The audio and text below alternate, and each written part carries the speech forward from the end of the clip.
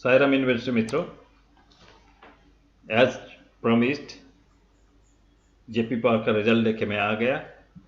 अभी 7:40 पर एनएससी और बीएससी में दोनों एक्सचेंज में इस जेपी पावर का रिजल्ट डिक्लेयर हो चुका है, अपलोड हो चुका है। हम उसके लिए डायरेक्ट जाएंगे और देखेंगे जेपी पावर का रिजल्ट कैसा है। हमेशा की तरह जो मेरा एग्जिस्टिंग मित्र है उनसे मेरा रिक्वेस्ट रहेगा, मेरा चैनल को शेयर कीजिएगा, लाइक कीजिएगा और वो बेल बटन दबा दीजिएगा जो नोटिफिकेशन आप लोग को मिलते रहे। जो नए मित्र है हमारे साथ जुड़ जाइए, सब्सक्राइब कर लीजिए। जो हमारे पास जो छोटा सा नॉलेज है वो आप लोग के साथ शेयर कर पाऊँगा और उसमें शायद आप लोग को भी कुछ नॉलेज बढ़ेगा और कुछ क्वेश्चन भी कर सकते हैं, उसका जवाब मैं देता ही हूँ। तो चलिए आज देरी नहीं करते हुए सीधा हम देखेंगे जेपी पावर का रिजल्ट। देखिए तो आज का ही है, मैं थोड़ा बड़ा कर लिया स्क्रीन में जो आप लोग को दिक्कत नहीं हो। रेवेन्यू फ्रॉम इनकम 74141, इसका मतलब पहले 652 करोड़ था जून क्वार्टर। ये देखिए ये जून क्वार्टर है, यहाँ कर्सर रखा जून क्वार्टर। ये सितंबर, फर्स्ट कॉलम जो है वो सितंबर क्वार्टर का है और ये सेकंड कॉलम जो है जून का है। 65282 ये रिजल्ट जो है, देखिए रिजल्ट्स इन लक्स। देखिए results in lakhs except shares and EPS. Shares and EPS lakhs में नहीं है, बाकी सब लक्स में हिसाब किया गया। यानी 65,282 लाख था जून में रेवेन्यू, अभी वो हो गया 74,141 लाख। दैट मीन्स 741 करोड़ हुआ अभी, पहले 652 करोड़ था। दैट मीन्स ऑलमोस्ट 89 करोड़ या 90 करोड़ के आसपास, 91 करोड़ के आसपास बढ़ा है। इसमें 10 करोड़ हुआ, यहाँ पहले भी 10 करोड़ था, खाली 25 लाख ही बढ़ा अदर इनकम में। Cost of material and operation expenses 314 crore रुपए था पिछला जून में, इस बार 386 है। तो इसमें भी बढ़ा, जैसे रेवेन्यू बढ़ा उसके साथ साथ हमारा एक्सपेंसेस भी बढ़ा। उसके बाद एम्प्लॉय कॉस्ट भी बढ़ा, पहले था 24 करोड़, अभी 25 करोड़। फिनेंस कॉस्ट 14 करोड़ था, नहीं 145 करोड़ था फिनेंस कॉस्ट, मतलब इंटरेस्ट। ये फिनेंस कॉस्ट होता है जो बैंक का इंटरेस्ट है, मोस्टली वही होता है 90%, अदर देन बैंकिंग चार्जेस। इसमें बैंक चार्जेस भी फिनेंशियल कॉस्ट में आता है, लेकिन इसमें 98% 99% होता है इंटरेस्ट। इस क्वार्टर में देखिए ये हो गया 144 करोड़। इसका मतलब पहले से 1 करोड़ कम हो गया। जो जून क्वार्टर में जो हमारा फाइनेंस कॉस्ट था वो अभी 1 करोड़ कम हो गया, कोई ज़्यादा चेंजेस नहीं है। लेकिन एक चीज़ मार्क करने वाले हैं, जून से पहले जो 31 मार्च का जो फाइनेंस कॉस्ट था वो 377 करोड़ था, उसका आधा हुआ जून में और अभी जुलाई में भी वही है, 1 करोड़ ऊपर नीचे। ये यही लाइन में अभी चलते रहेगा, क्योंकि अभी जो लोन है वो फिक्स है, until and unless loan clear होता है यही चलते रहेगा। डिप्रिसिएशन 119 करोड़ था, 120 करोड़ हुआ। अदर एक्सपेंसेस 1916, पिछला बार 106 लाख, इसका मतलब 19 करोड़ है और ये जून क्वार्टर में 35 करोड़ है, ये इसमें कम हुआ। तो ओवरऑल जो देखा जाए, profit and loss before exceptional item, tax and regulatory deferral accounts balance, तो profit and loss PBT before tax and others, तो पीबीटी कितना हुआ 55 करोड़। जून क्वार्टर में क्या था 23 करोड़।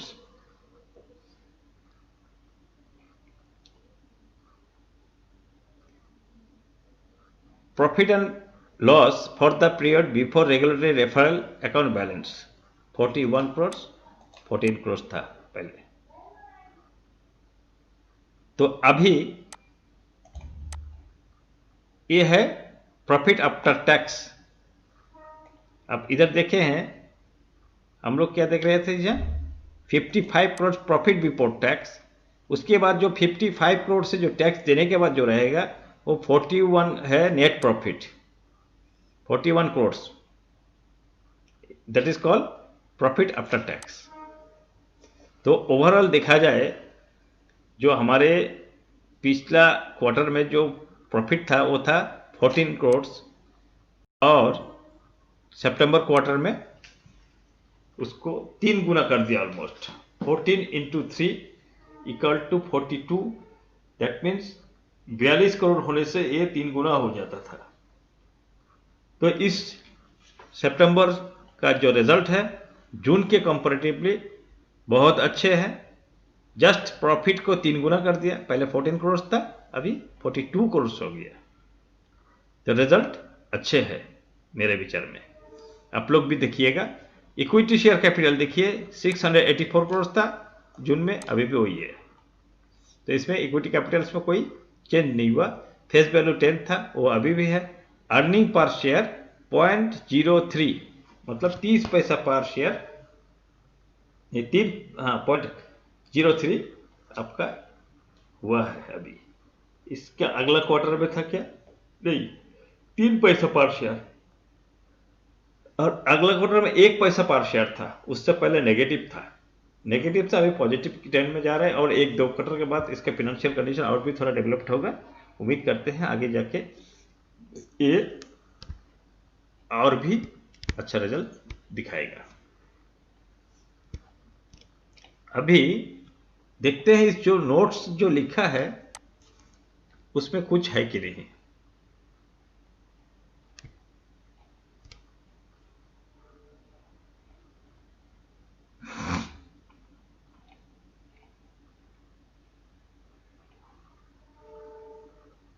देखिए इसमें क्या लिखा, in respect of Vishnu Prayag hydro electric plant, the water availability in the first half of the financial year is normally higher as compared to second half of the financial year. As much the power generation in the first 2 quarters based on past experience data lies between 70 to 75% of the annual power generation, while balance 25 to 30% is generated in the last 2 quarters. इसका मतलब है इन्होंने साफ बोला first quarter and second quarter में विष्णु प्रयाग जो plant है उसमें हाइड्रो इलेक्ट्रिक प्लांट जो है उसमें पूरा साल जितना पावर प्रोडक्शन करते हैं उसका 2 क्वार्टर में 75% होते हैं, बाकी 2 क्वार्टर में 25 से 30% होते हैं। तो इसका मतलब Q2 एंड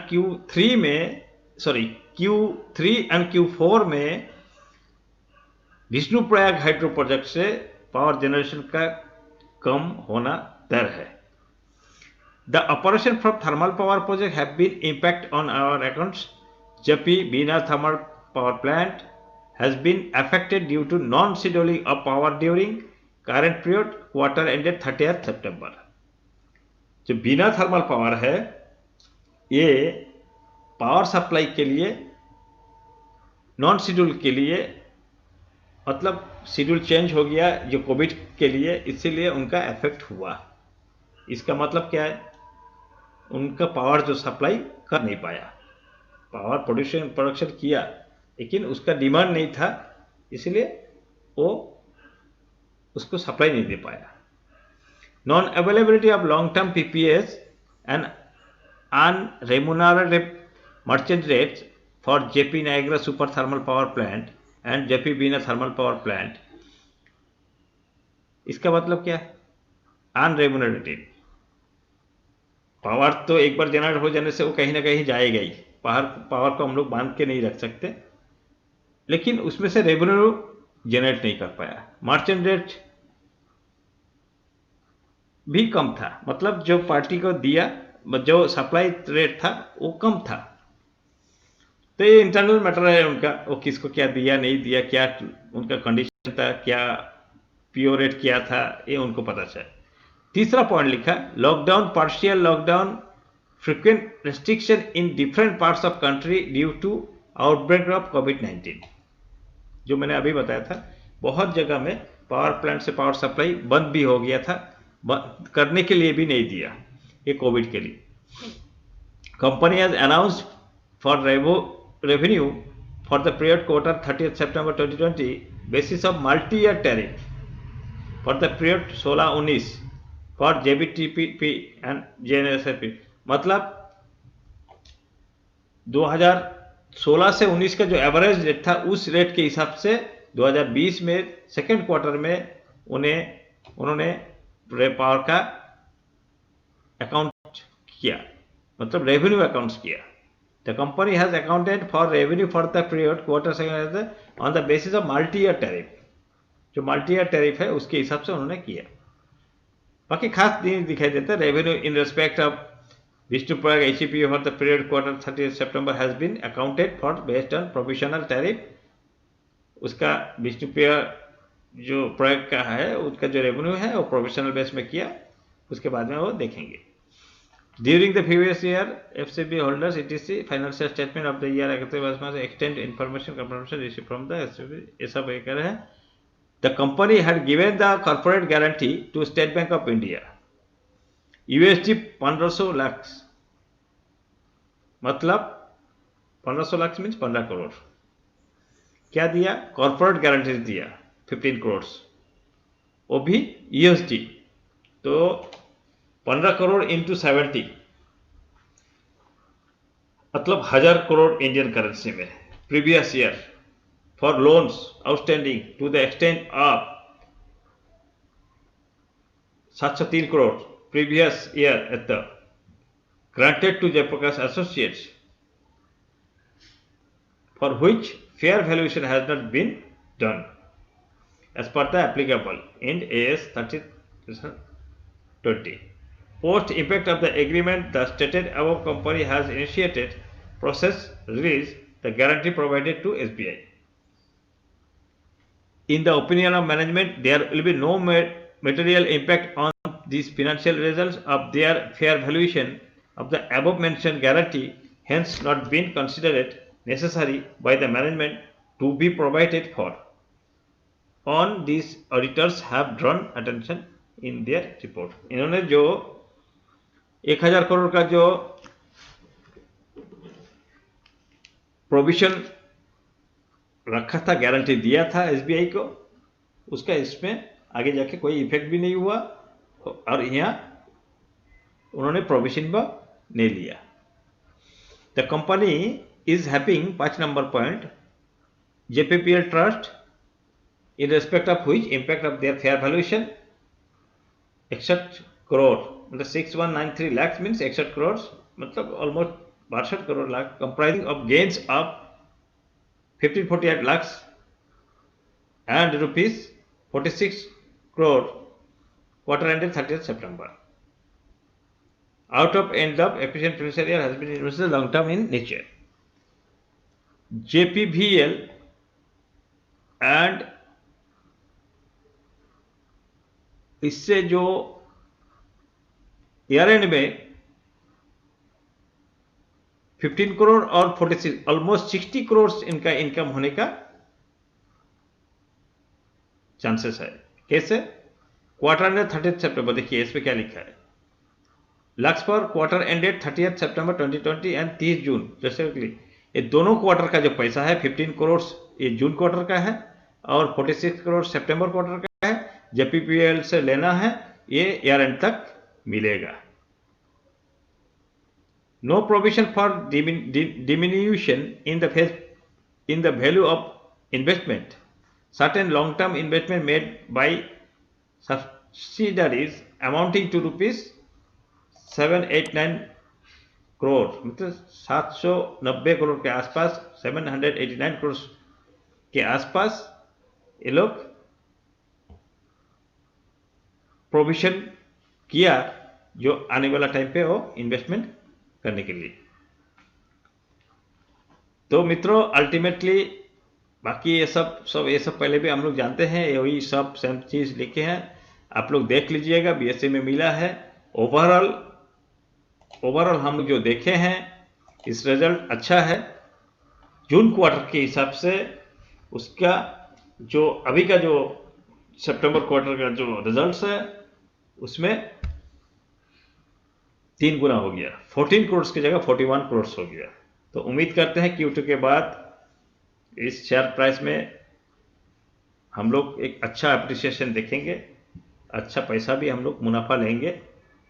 इस शुभकामना के साथ आज का वीडियो हम यहीं पूरा करेंगे।